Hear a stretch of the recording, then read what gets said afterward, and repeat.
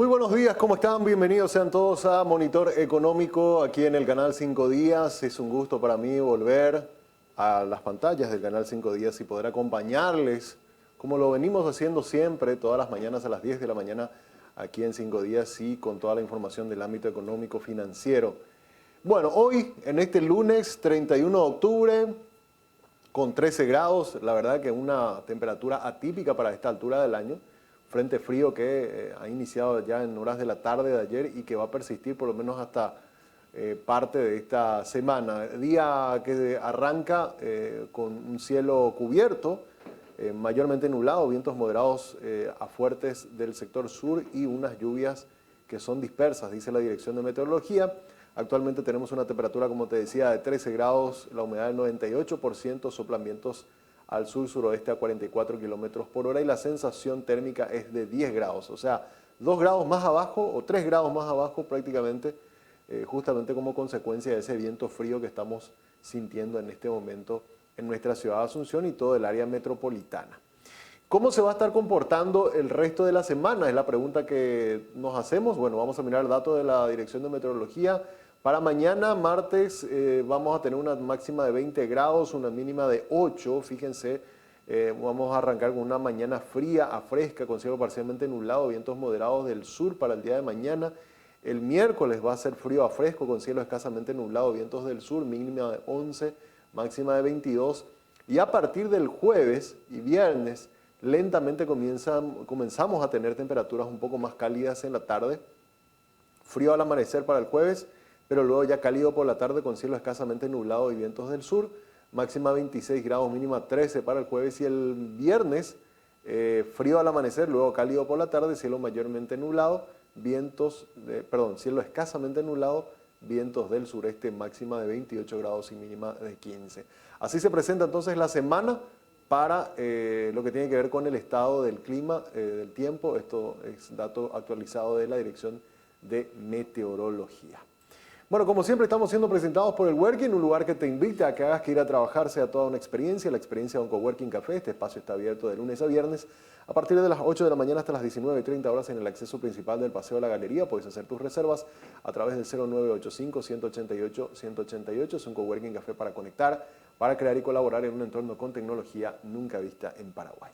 También agradecemos a Tigo. Contigo tenés la mejor experiencia de conexión de Paraguay. Conectate con más velocidad para disfrutar al máximo de las redes sociales, tus aplicaciones favoritas y todo el entretenimiento desde tu celular. Asegúrate que tu smartphone sea apto para la red y nunca te olvides que te conviene tener todo contigo. Y también con Stornia medimos, identificamos, analizamos los intereses de los consumidores, conectando hacia las marcas con contenidos específicos y de valor. Somos contenidos, somos innovación, somos Stornia, comunicación estratégica. Contactanos al 0983-946-663 o en nuestra cuenta en el Instagram en @Stornia_PY para que puedas tener más información. Y hablando de redes sociales, vamos al Twitter. Hoy tenemos en nuestras redes sociales la siguiente pregunta. Queremos hablar sobre el tema del IVA del supermercado y le preguntamos a la audiencia esta mañana lo siguiente. El Congreso sancionó la ley que permite deducir hasta el 100% del IVA en las compras de insumos personales o de supermercados. El Ejecutivo debe vetar o aceptar, dice la pregunta que le estuvimos haciendo a través del Twitter, y un 86% ha votado de que el gobierno tiene que aceptar la sanción del Congreso y un 13.9% consideró que se debe vetar la ley. Así que esta fue la opinión de la teleaudiencia. Bien temprano de la mañana ya pusimos esta consulta y lo estamos compartiendo. Hoy vamos a analizar este tema. Vamos a estar hablando con analistas que nos van a comentar un poco sus impresiones respecto a esta ley, una ley que de alguna manera está teniendo un apoyo importante de la mayoría de los gremios empresariales y vamos a estar conversando con analistas sobre el tema. Muy bien, vamos a hacer rápidamente nuestra revisión sobre los principales indicadores económicos.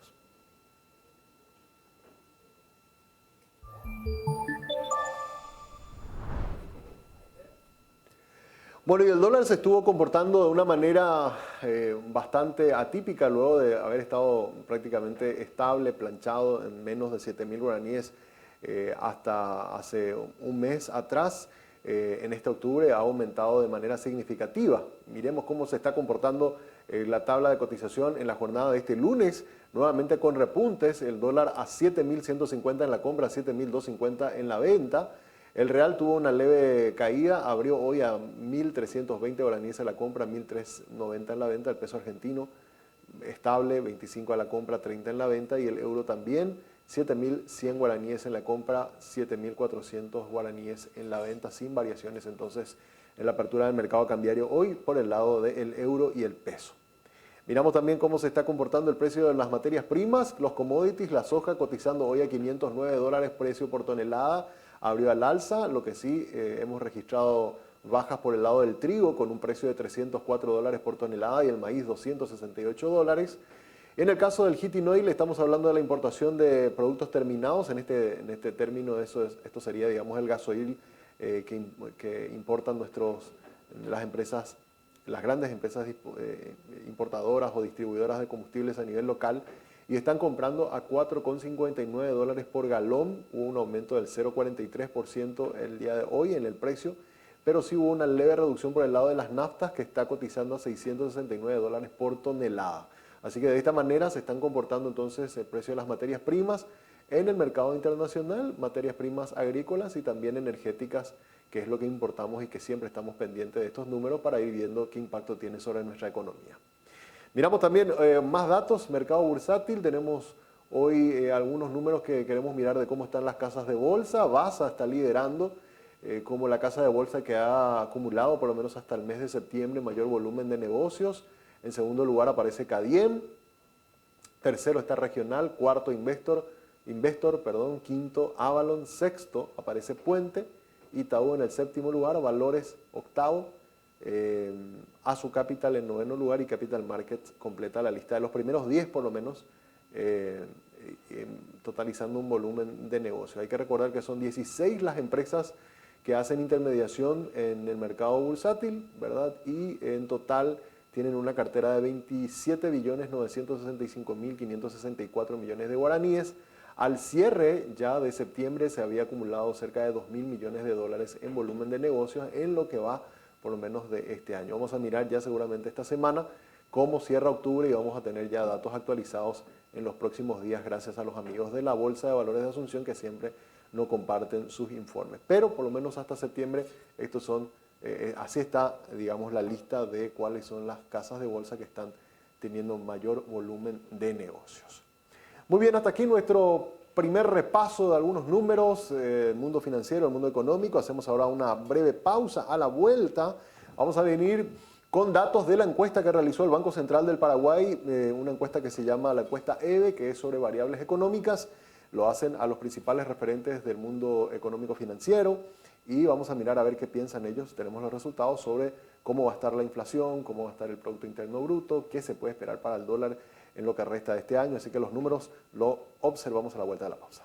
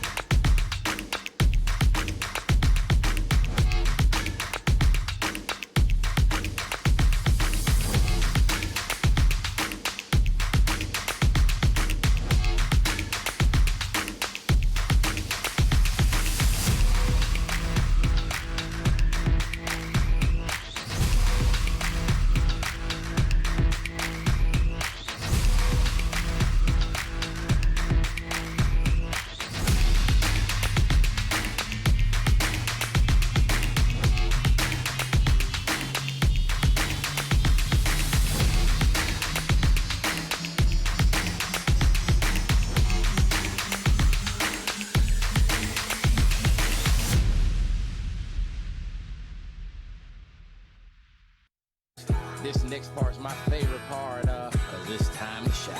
Gonna do the two-step and cowboy boogie. Grab a sweetheart.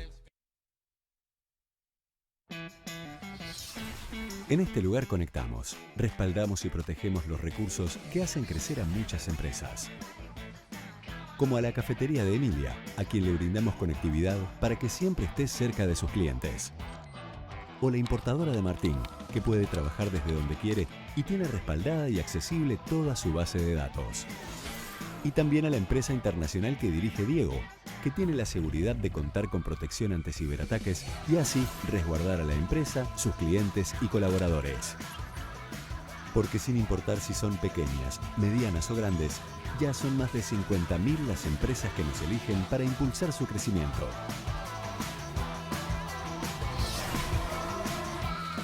Tigo Business. Conexiones que impulsan. La vida está hecha de momentos. Algunos son cálidos y tiernos.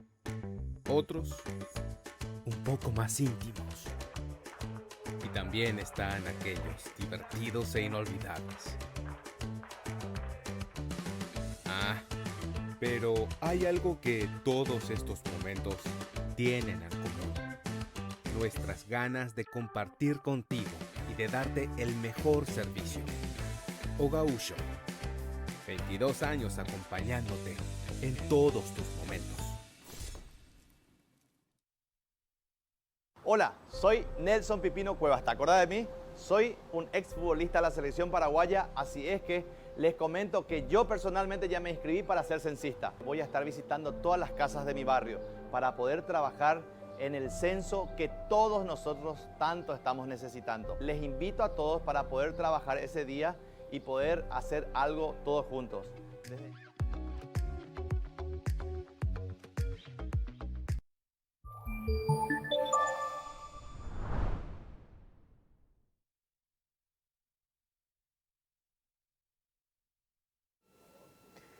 Muy bien, seguimos en Monitor Económico. Lo que estamos viendo en este momento, en nuestro paseo que hacemos todas las mañanas a algún punto del mundo, en este caso estamos viendo la Plaza Cinque Giornate, o la Plaza de los 5 días. Es una plaza en la ciudad de Milán, situada en correspondencia a la ya desaparecida Porta Victoria, antiguamente Porta Tosa.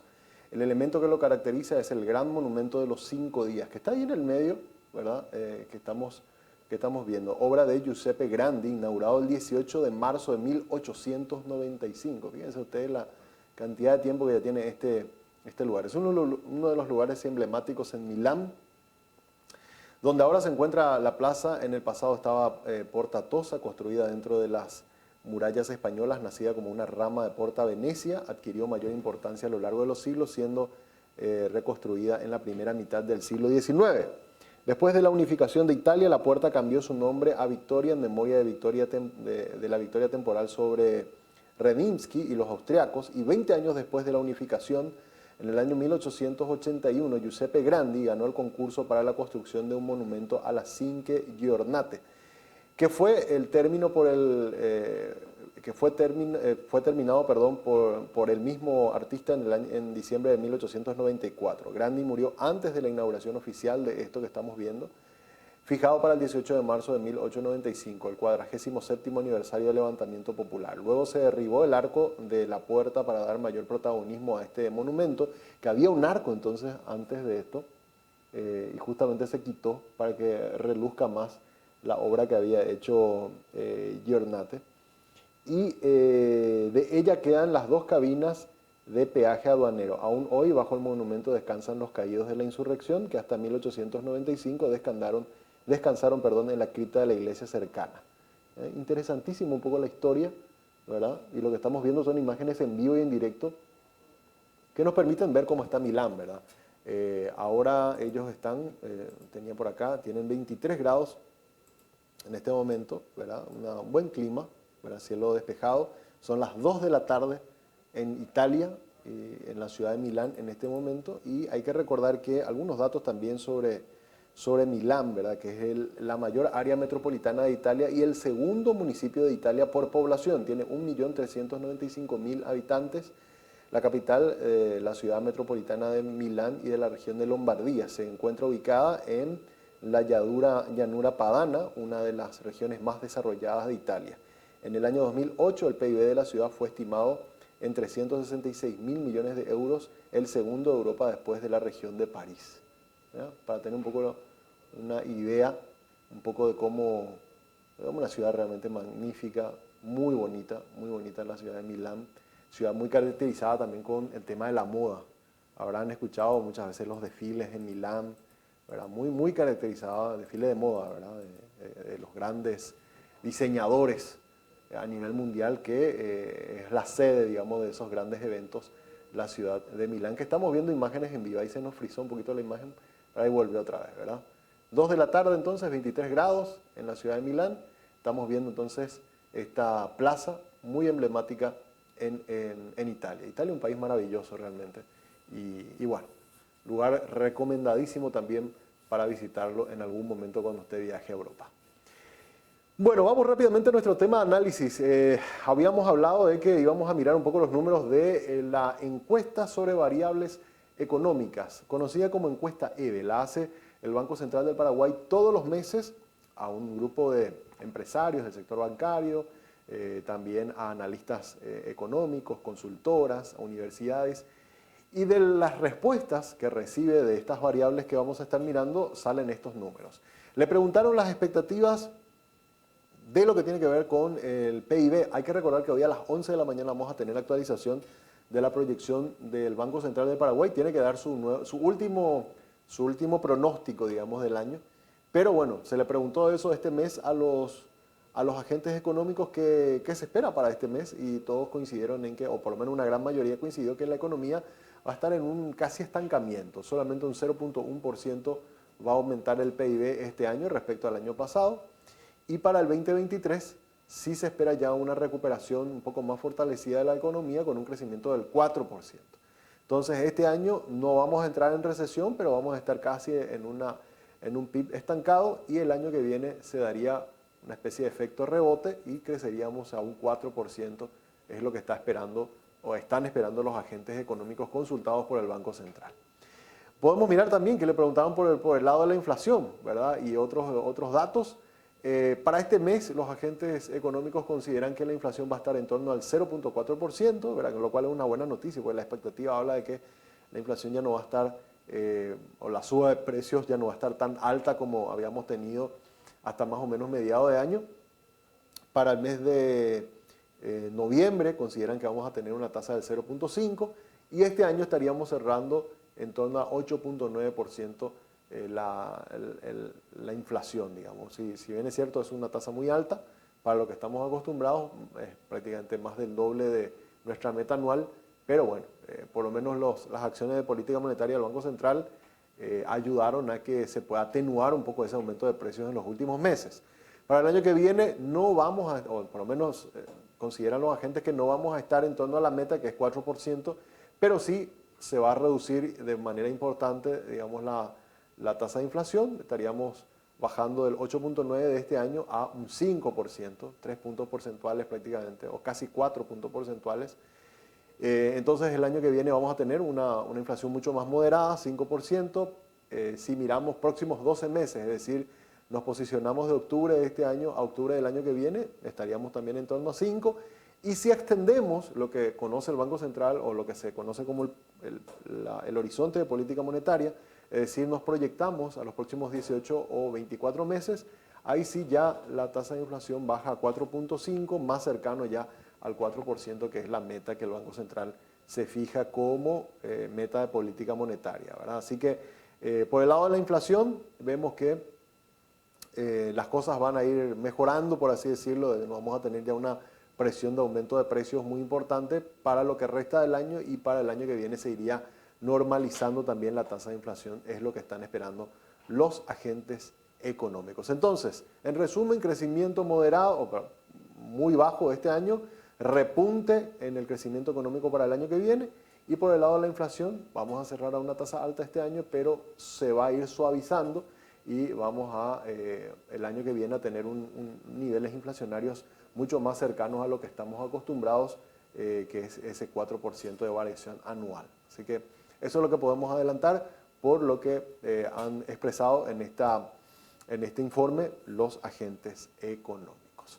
Muy bien, hacemos ahora una brevísima pausa. Vamos a comerciales y a la vuelta nos ponemos a hablar sobre el tema del IVA.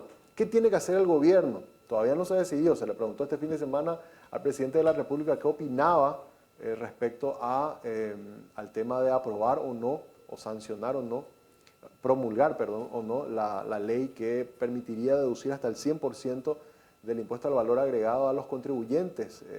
Y él no dio una respuesta contundente por el sí o por el no, porque obviamente Hacienda le está diciendo que vete, pero hay una fuerte presión del sector empresarial para que lo apruebe.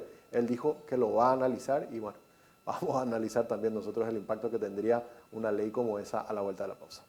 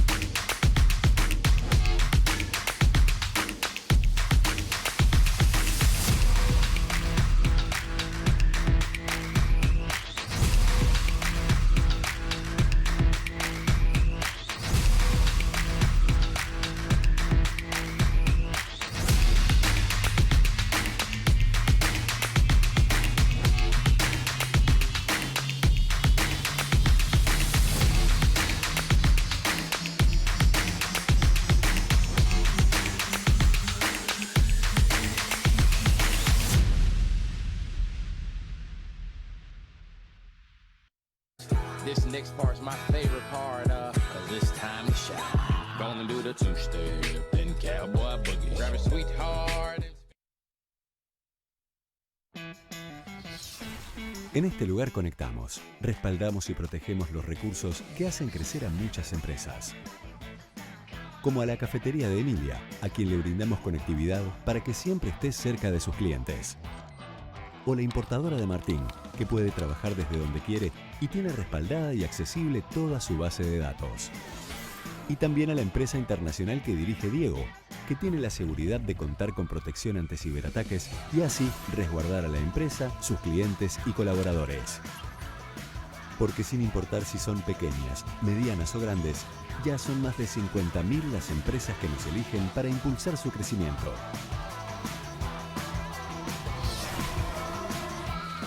Tigo Business. Conexiones que impulsan. La vida está hecha de momentos. Algunos son cálidos y tiernos. Otros, un poco más íntimos. Y también están aquellos divertidos e inolvidables. Pero hay algo que todos estos momentos tienen en común. Nuestras ganas de compartir contigo y de darte el mejor servicio. Ogausho, 22 años acompañándote en todos tus momentos.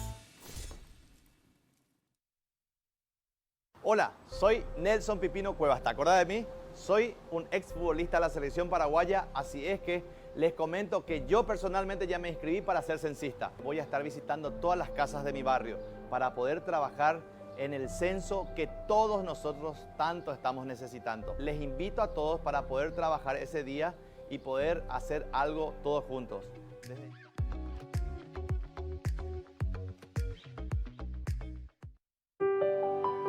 Hasta ayer lo seguimos desde las tribunas en los estadios y en las calles.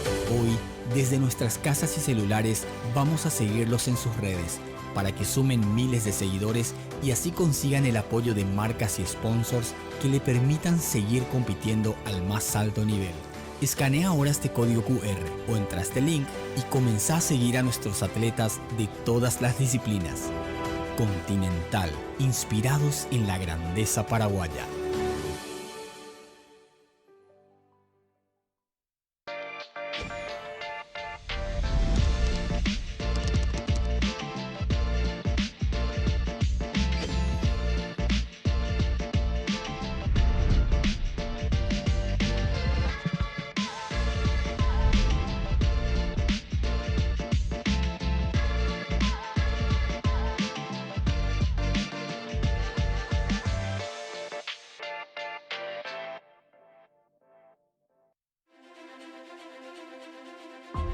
Seamos protagonistas de un acontecimiento histórico en Paraguay, el Censo Nacional de Población y Viviendas 2022, Inscribite y forma parte del gran operativo como supervisor o censista.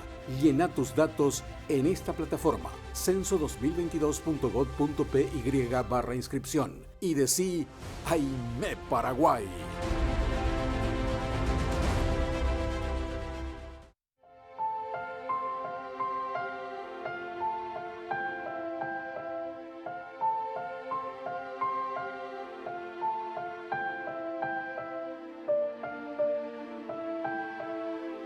Si tenés algo que contar, contalo. Hablar es la mejor manera de resolver, acompañar, proteger, crecer. Hablemos.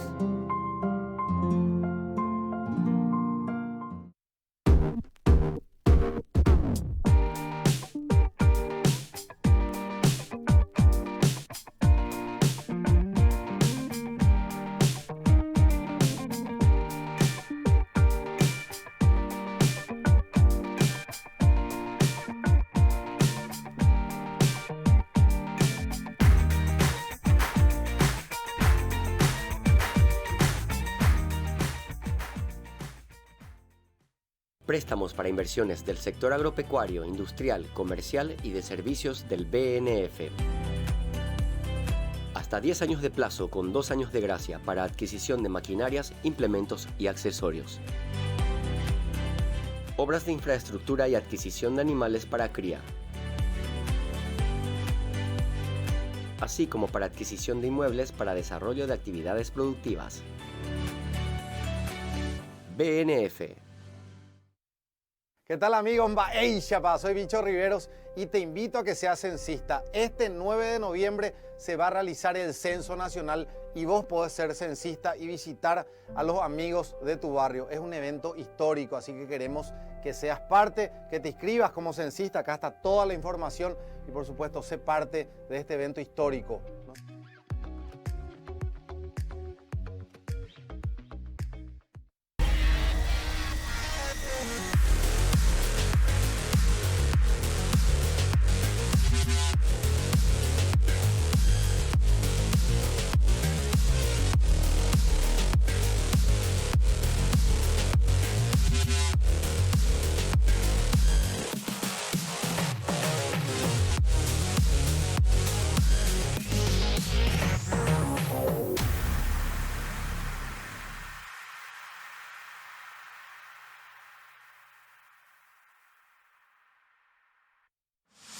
Grandes beneficios en Farma Oliva con Banco Continental. Todos los martes, pagando con las tarjetas de crédito Continental, en todas las sucursales de Farma Oliva tenés 40% de ahorro en caja, más 3 cuotas sin intereses. Beneficio sujeto al límite de compra. Más información en bancontinental.com.py. Continental, inspirados en la grandeza paraguaya. Estamos impulsando la educación digital contigo. En un mundo cada vez más conectado, buscamos contribuir con la calidad educativa de nuestros niños, niñas y jóvenes, dando acceso a un mundo de oportunidades a través de la tecnología, promoviendo el uso responsable y seguro de Internet y las redes sociales, trabajando para que nuestros maestros adquieran nuevas capacidades y que mediante la tecnología enriquezcan sus clases. Enfocándonos también en las mujeres para que potencien sus emprendimientos y desarrollen su liderazgo apoyándose en la tecnología. Y capacitando a niños y adolescentes para las habilidades que demandará el futuro. Con el compromiso de seguir impulsando la educación digital contigo. Entérate más en tigo.com.py.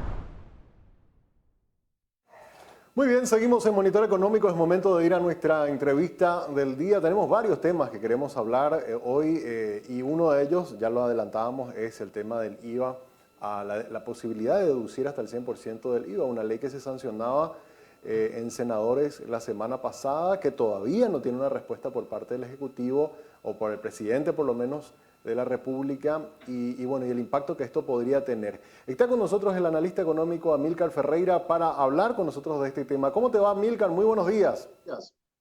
Buen día, Samuel. Un gusto saludarte, igualmente a la teleaudiencia.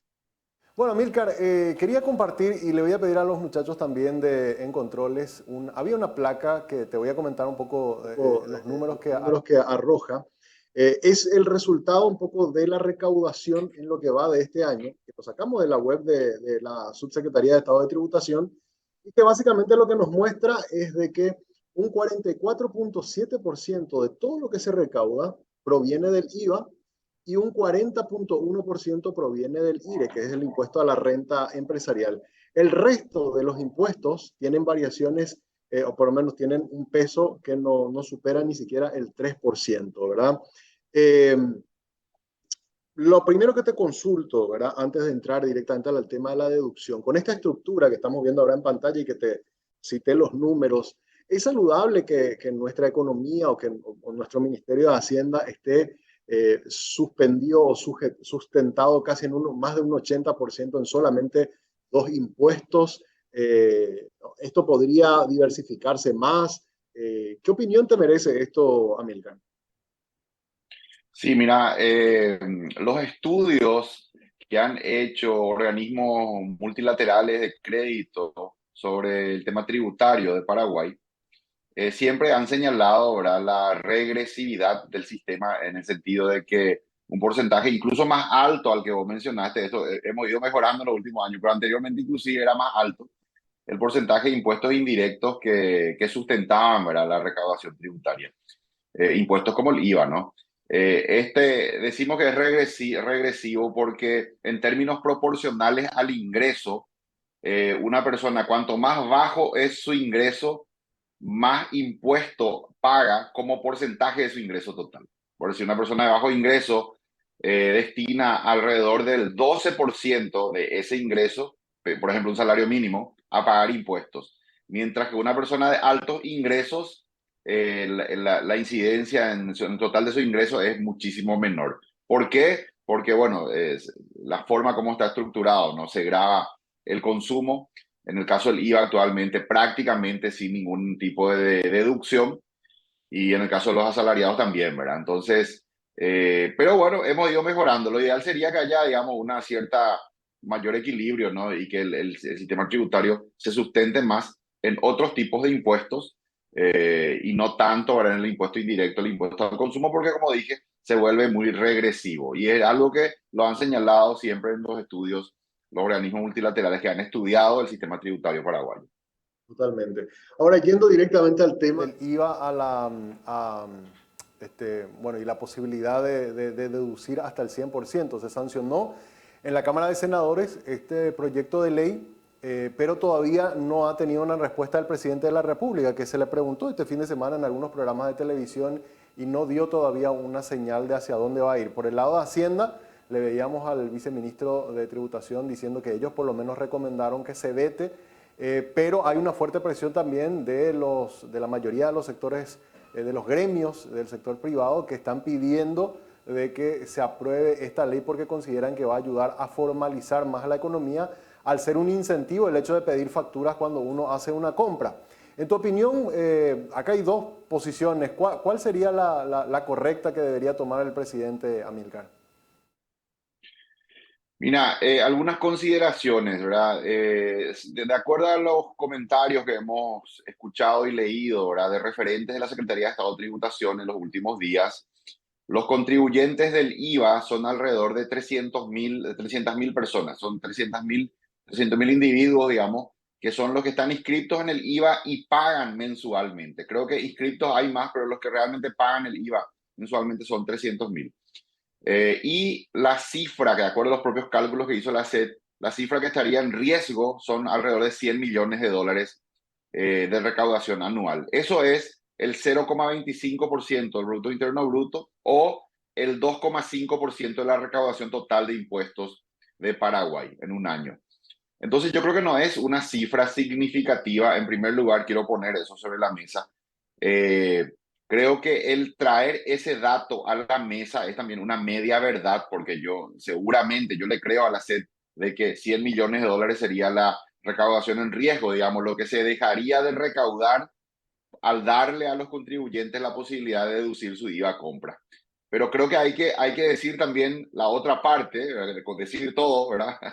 De que también esta medida, en mi opinión, va a ser un estímulo muy grande para los contribuyentes para pedir factura, hacer compras en comercios formales, supermercados, restaurantes, tiendas, etcétera, para pedir la factura legal, porque esa factura legal después le va a servir a fin de mes para pagar menos IVA. Entonces creo que va a ser un incentivo muy grande y eso probablemente va a llevar a un aumento de las compras con factura y por ende a una mayor recaudación del IVA y también a una mayor recaudación de otros impuestos, como el impuesto a la renta, tanto personal como también impuesto a la renta empresarial principalmente, ¿verdad? Porque muchísima gente va a estar más interesada en pedir factura. Entonces yo creo que el efecto neto entre lo que se dejaría recaudar por las deducciones otorgadas y lo que se pagaría además por el aumento de las compras formales, el efecto neto creo que va a ser o muy pequeño o incluso o hasta podría ser positivo, que termine recaudando más la SED. Porque la economía, siempre comentamos, Samuel, la economía se mueve por incentivos. Si vos pones el incentivo correcto, la gente responde a eso. Y se redondea el comentario con esto. Paraguay es una economía que todavía tiene un nivel alto de informalidad, de acuerdo a los estudios. Los últimos publicados ronda más o menos alrededor de un 40% la economía informal, digamos, la que se desarrolla sin factura, sin contabilidad. Y dado eso, creo que todavía nosotros tendría sentido que el fisco otorgue incentivos a los contribuyentes para ir aumentando esa formalidad. De que si son 300.000 contribuyentes, hoy ojalá fueran en un futuro cercano 600.000 o inclusive 1.000.000 de contribuyentes. Creo que esta medida, repito y redondeo con esto, ¿verdad?, ayudaría a que más gente esté muy interesada en comprar en comercios formales con factura legal, aumentaría probablemente la recaudación y también ayudaría a ese proceso de formalización a ampliar la base de contribuyentes. Claro. Y eso, esto que estás explicando, Amílcar, nos ayuda a entender por qué, por ejemplo, gremios como la CAPASU, que es la Cámara de Supermercados, está tan a favor de esta ley. Porque yo pongo un ejemplo así práctico, ¿verdad? Una persona que es un pequeño contribuyente que va al supermercado a hacer sus compras y que, bueno, hoy día no tiene ningún estímulo para pedir factura. Entonces dice, ¿para qué yo voy a ir a comprar en el supermercado donde me sale todo más caro si me puedo ir a comprar de forma informal un aceite, un jabón en polvo en el semáforo o en un mercado donde no pido factura? Me sale más barato y me ahorro por lo menos unos cuantos guaraníes.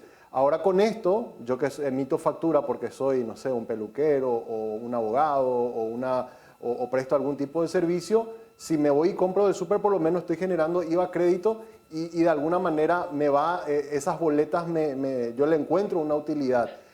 Por eso explicaría por qué también gremios como el sector de supermercados, los industriales también están muy a favor de esto, Amílcar.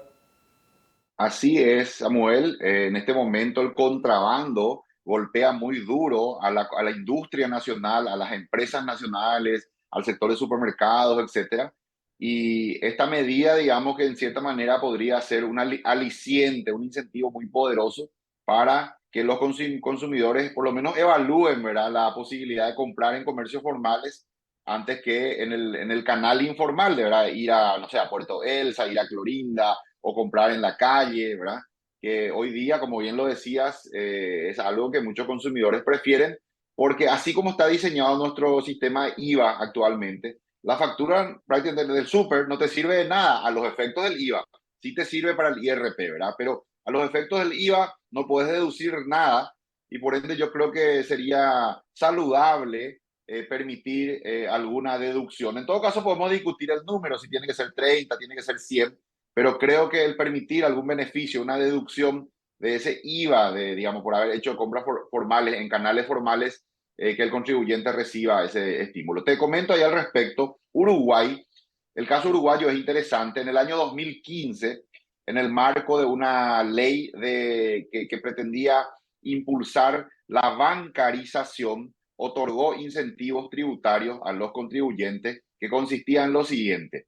En Uruguay el IVA es del 22% y esta ley estableció de que para todas las compras que fueran pagadas por medios que luego sean trazables, como tarjeta de crédito, pagos electrónicos, tarjeta de crédito, transferencia, tarjeta de débito, etcétera, el IVA era del 20%, o sea, le otorgaba un descuento de 2 puntos, ¿verdad? De 22 bajaba a 20 el IVA y resultó un gran éxito esto. Muchísima gente, digamos, dejó de pagar en efectivo y empezó a pagar con medios electrónicos con beneficios para todos, porque por el lado del fisco, ¿verdad? Esto aumentó la formalidad, aumentó también la bancarización, ¿verdad? Para que la gente, digamos, dejara de usar efectivo y empezara a hacer sus transacciones vía los bancos, aumentó la transparencia de la economía y también aumentó la recaudación. Fue un gran éxito. Creo que es nada más un ejemplo que traigo para demostrar de que cuando vos le das los incentivos correctos al contribuyente, este responde a los mismos y bueno, y pasan cosas como esta que acabo de mencionar, que todos salieron ganando, el comercio, los bancos, los propios contribuyentes al pagar un impuesto más bajo. No, justo me da, vos sabés que estaba en el caso de Uruguay, porque te iba a preguntar y qué suerte que lo tocaste. Ahora, Hacienda, o por lo menos en el caso de la SEP, ellos consideraban que no, o sea, no querían llevar la discusión tanto por el lado de la menor recaudación, sino por una supuesta inequidad entre los que son contribuyentes y que se verían beneficiados al poder descontar hasta 100% de sus compras y los funcionarios que están en situación de dependencia, y él alegaban un poco de que por una cuestión de igualdad constitucional es que estaría más la traba, el impedimento para poder promulgar esta ley. ¿Cuál es tu opinión respecto a esa posición, Amílcar? Mira, yo no comparto ese argumento porque esa diferencia hoy ya existe, ¿verdad? Si fuera así como ellos dicen, inconstitucional, entonces no se debería poder deducir nada. Hay que recordar que hoy, así como está diseñada la ley, los contribuyentes pueden deducir los gastos que están directamente relacionados a su actividad profesional. Por ejemplo, el alquiler de su oficina, los útiles de oficina, en fin, todos los gastos que tengan directa relación. Y bueno, el gasto de supermercado, por ejemplo, no es un gasto que esté permitido, pero un criterio que muchos sostienen es, bueno, pero yo trabajador también, independiente, también necesito comer, ¿verdad? Almorzar es parte de mi gasto de trabajo, ¿verdad?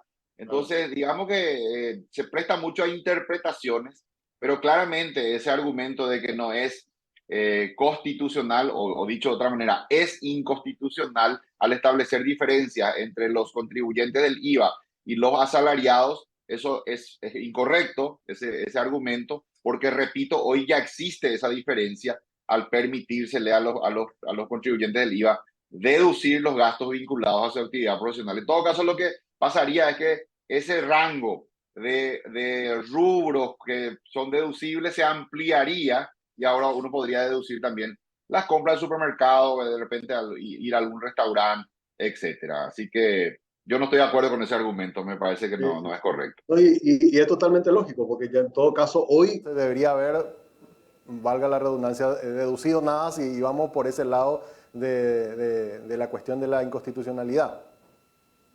Y hay que recordar también de que los contribuyentes sostienen con sus impuestos, lo que estamos contribuyendo al IVA, también servicios públicos, ¿verdad? Que también después, de los cuales también después se benefician los ciudadanos. El otro día, en una entrevista que me hicieron, estábamos discutiendo esto y me decía mi entrevistador de que la mayoría de los que pagan el IVA, los contribuyentes del IVA, son personas, digamos, de nivel de ingreso medio y alto y que por ende no necesitan, digamos, un incentivo para pagar los impuestos y que esto va en desmedro de los asalariados, que son más bien del nivel económico medio para abajo, ¿verdad? Y la respuesta que le daba era de que justamente por eso esa gente, si fuera cierta esta tesis, que probablemente lo sea, de que la mayoría de los contribuyentes del IVA, los profesionales independientes, los pequeños empresarios, etcétera, son personas a nivel de ingreso medio para arriba,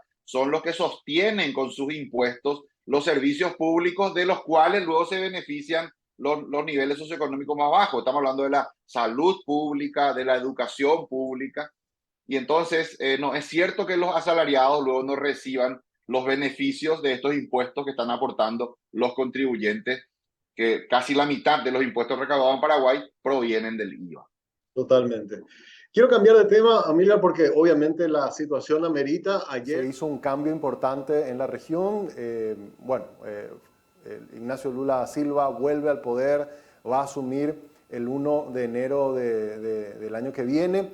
Y recordamos a un Lula da Silva con una visión muy integradora en el Mercosur. Un Mercosur que está, por lo menos en estos últimos años se ha enfriado bastante, con un Uruguay queriendo ya negociar por su lado un acuerdo de libre comercio directamente con China, con un Bolsonaro que hasta hace poco también apoyaba un poco esa idea. Parecía como que el Mercosur se estaba quebrando y ahora con la victoria de Bolsonaro podríamos esperanzarnos a que de alguna manera Brasil asuma otra vez ese liderazgo en la región y en el bloque y vuelva otra vez a ser un motor integrador para este bloque que estuvo a mal traer en los últimos años, Amilcar. Así es, Samuel. Yo lo veo de esa manera. Yo creo que Lula es un político, ¿verdad?, que tiene una visión de estadista, tiene muy claro de que Brasil tiene que ser el líder de la región y que ese rol implica, por supuesto, beneficios para el país, porque en cierta manera al ser el líder regional, es el que lleva, digamos, la posición, la voz cantante, digamos, en los diferentes foros internacionales, pero a la vez esa posición de líder implica responsabilidades especialmente para los vecinos más pequeños. Y creo que en ese sentido, y Lula lo dijo ayer en su discurso, un discurso que en mi opinión fue muy interesante. En cierta manera, él delineó ahí los ejes estratégicos de lo que va a ser su relación con el mundo, ¿verdad? Que Brasil vuelva al escenario mundial a trabajar con los líderes globales en los problemas globales. Hay que recordar de que uno de los grandes logros de Lula en sus gobiernos anteriores fue el de posicionar a Brasil como una potencia económica con fuerte presencia en los foros internacionales, haber sido fundador de los BRICS, ¿verdad? De los países, digamos, de las economías de segundo orden junto con Rusia, India, China y Sudáfrica. Fue un gran actor internacional y bueno, creo que Brasil está de vuelta en ese sentido. Te decía lo del liderazgo regional. Lula claramente tiene una visión de, digamos, una América unida, una América integrada, una América también generosa, los países unos con otros. Y en ese sentido nosotros, en cierta manera, somos los que podemos dar fe de eso, porque bajo el gobierno de Lula en Brasil, Paraguay obtuvo las mayores mejoras en los beneficios recibidos de Itaipú, ¿verdad? Bajo el gobierno de Lula, junto con Lugo, aquel acuerdo que se hizo en el 2011, Paraguay triplicó los ingresos por cesión de energía que recibe de Brasil. Y ahora, en este 2023, el año próximo, que vamos a tener un nuevo gobierno en Paraguay y que tenemos que ya con Brasil definir, ¿verdad?, en una mesa de negociación cómo va a ser, digamos, esa renegociación del tratado. Creo que la posición o la situación ideal para Paraguay es que Brasil le permita a Paraguay vender el 50% de la energía que le corresponde en el mercado mayorista brasileño directamente. O sea, que la ANDE participe en el mercado mayorista de energía brasileño y pueda vender a precio de mercado esa energía. Yo creo que con Lula tenemos muchísima más chance de lograr algún resultado positivo en esa negociación que con Bolsonaro. Bolsonaro, digamos que lo vimos de hecho en su gobierno, viene de una matriz militar, que es una matriz, digamos, muy intransigente en la defensa de los intereses brasileños solamente, y no tiene esa visión amplia, generosa del líder regional. De hecho, lo que mencionabas, bajo el gobierno bajo el gobierno de Bolsonaro, el Mercosur prácticamente se fue a su punto más bajo en las últimas décadas, un Mercosur frío. No hubo ni una sola reunión bilateral frente a frente entre el presidente Bolsonaro y su contraparte argentina, el presidente Alberto Fernández. Para que te des una pauta, una idea, ¿verdad?, de lo frías que estuvieron las relaciones en todo este periodo. Y creo que con Lula va a cambiar eso. Lula es más un líder convocante, un líder abierto, un líder dispuesto, digamos, también a escuchar a las otras partes, a negociar, es un gran negociador y creo que se viene un buen momento para el Mercosur y también creo que nos viene en un buen momento esto para nuestra renegociación en Itaipú. Me parece que Lula tiene un espíritu, una visión de líder regional y global que nos va a ayudar mucho, nos va a servir a nosotros en esa negociación que se viene. Sí, totalmente. Y recuerdo, profundizando lo del Mercosur, en la cumbre que se hizo en Argentina, él no estuvo, en la que se hizo acá en Paraguay tampoco estuvo, de hecho ni siquiera las últimas 3 o 4 cumbres él asistió de manera presencial, si bien es cierto se conectó, ¿verdad? Pero cuando se volvió a la presencialidad tampoco estuvo, ¿verdad? Eso también siempre llamó la atención. Ahora, algo que dijo Lula que también a mí por lo menos me llamó un poco la atención y te hago una última consulta es, él dijo que va a tratar de, por fin, después de 20 años, cerrar el acuerdo con la Unión Europea, que ese es un gran acuerdo que está ahí pendiente de los últimos detalles y que de hecho por unas cuestiones más ambientales y todo eso no estaba avanzando. ¿Considerás que ahora con esta presidencia por fin se puede llegar a terminar ese acuerdo que tanto tiempo se viene negociando, Amílcar? Yo creo que sí, Samuel, qué bueno que me preguntas esto porque realmente es muy oportuna la pregunta. Vos sabés que el alto comisionado de Relaciones Exteriores de la Unión Europea, Josep Borrell, acaba de terminar una gira que hizo por Sudamérica, estuvo por Perú, estuvo por Brasil, estuvo en Argentina, estuvo en Uruguay también.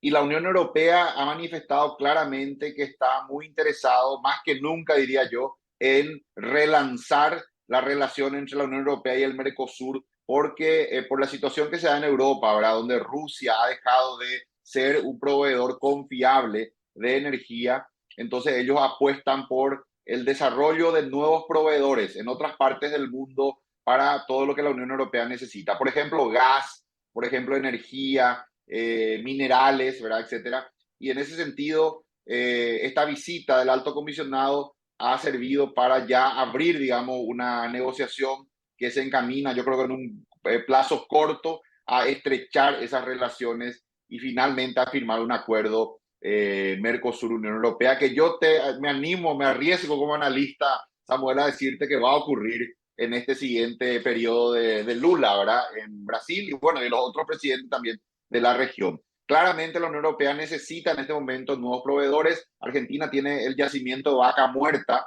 que es uno de los yacimientos más grandes, ¿verdad? De gas y también de petróleo. Y creo que se dan todas las condiciones. Se han alineado todos los astros para que finalmente, ¿verdad? Por la necesidad europea, por la situación geopolítica también, finalmente Mercosur sea ese socio confiable que el mundo necesita. Por otro lado, también el mundo necesita alimento. Vos sabés toda esa crisis que está generando ahora en Ucrania, que los granos no pueden salir porque Rusia ha decidido no respetar el acuerdo que había firmado, ¿verdad? Y entonces el mundo se expone a una situación de falta, de crisis alimentaria. Más que nunca el mundo va a necesitar de ese gran productor de alimentos que es el Mercosur. Así que yo creo que dada toda esta situación que se está dando en el mundo, dado que también en cierta manera somos un proveedor confiable, creo que las relaciones históricas, culturales de América Latina con la Unión Europea, digamos, están dados todos los condimentos para que esa relación sea realmente estrecha, útil, productiva para ambas regiones. Y creo que es lo que se viene. La Paraguay tiene que estar muy atento a todo esto porque nosotros podemos sacar grandes beneficios, ¿verdad? Ampliación de las cuotas, como la cuota Hilton, también en el tema energético, ¿por qué no invitar, por ejemplo, a empresas alemanas que tercericen parte de su proceso productivo, que traigan a Paraguay, que utilicen la energía acá? También el hidrógeno verde es hoy día una tendencia global. Perfectamente nosotros, ese 50% de energía Itaipú, que le estamos casi regalando a Brasil, podríamos, por ejemplo, instalar grandes plantas de producción de hidrógeno verde y exportar ese hidrógeno verde a precio de mercado en vez de estar simplemente vendiendo la energía eléctrica o cediendo más bien a Brasil. Así que se abre un escenario muy interesante. El mundo necesita comida, el mundo necesita energía y bueno, Mercosur tiene todos esos insumos y para más ahora quieren negociar, quieren hacer un acuerdo con nosotros y creo que es lo que se viene, Samuel.